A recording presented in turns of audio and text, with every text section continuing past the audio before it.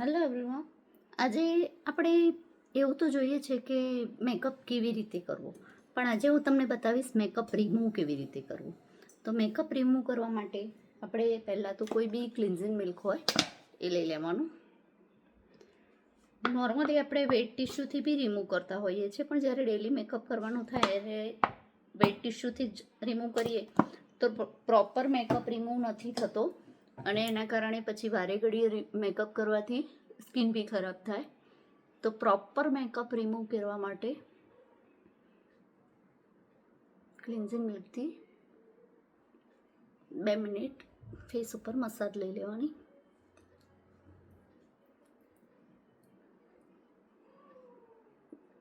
જેનાથી totally આઈઝનો makeup બી remove થઈ જશે.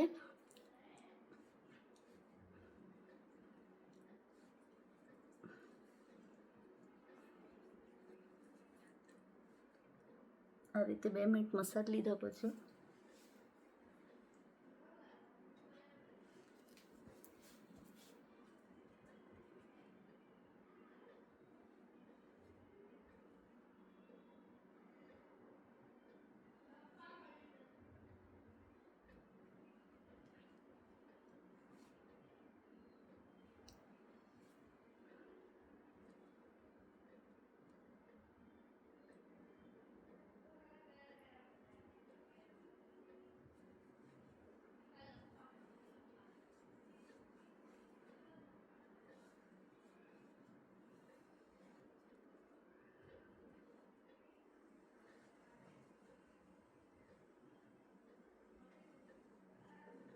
જો આ રીતે ક્લીન કરવાથી લગભગ બધો મેકઅપ રિમૂવ થઈ જાય છે. પણ હવે એને એટલું કર્યા પછી આપણે ફોમ ક્લિન્ઝર કરવાનું છે. ફોમ ક્લિન્ઝર માટે મારી જોડે એટોમીની પ્રોડક્ટ છે, એને આ રીતે ડોટ ડોટ કરી દઈશ.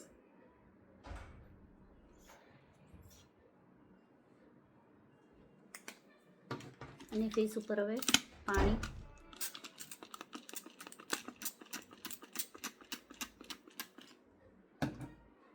કર્યા પછી આ રીતે પ્રોપર ફેસ ઉપર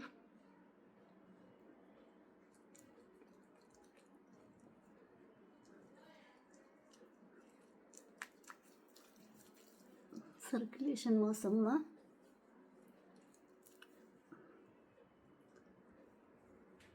બે મિનિટ મસાજ કરી લઈશ, જેથી પ્રોપર મારો મેકઅપ રિમૂવ થઈ જશે. અને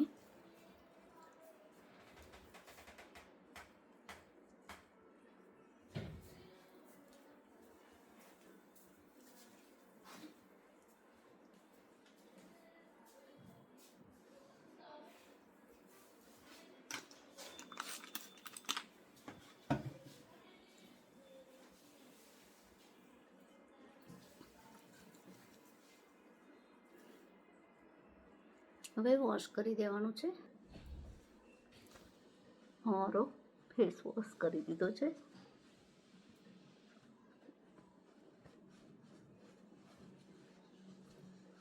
ઘણીવાર મેકઅપ કર્યા પછી આંખ નીચેના ભાગે જાણે કાજલ નીકળી જ ના હોય એવું લાગતું હોય છે, પણ આ રીતે કરવાથી પ્રોપર રિમૂવ થઈ જશે મેકઅપ અને ફેસ એકદમ ક્લીન થઈ જશે. ત્યાર પછી હવે આપણે ફેસ ઉપર ટોનર એપ્લાય કરી દઈશું.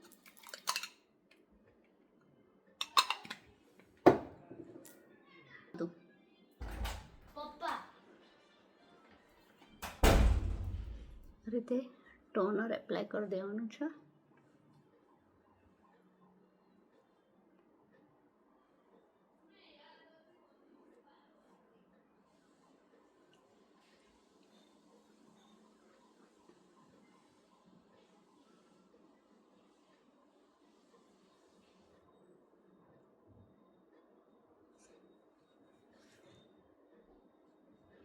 ત્યાર પછી આપણે મોઇશ્ચરાઇઝર એપ્લાય કરી દેવાનું છે. ટોનર એપ્લાય કર્યા પછી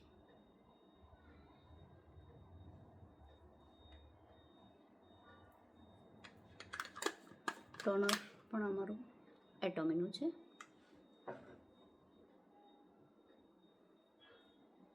ટોનર અને મોઇશ્ચરાઇઝર બંને એટોમીનું જ છે.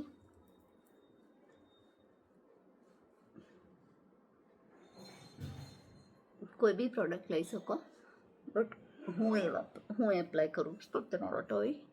બાકી તમે કોઈ બી પ્રોડક્ટ એપ્લાય કરી શકો છો.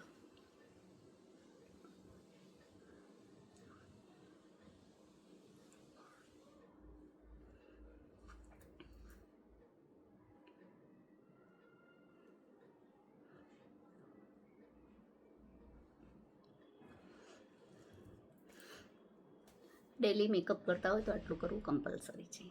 Thank you.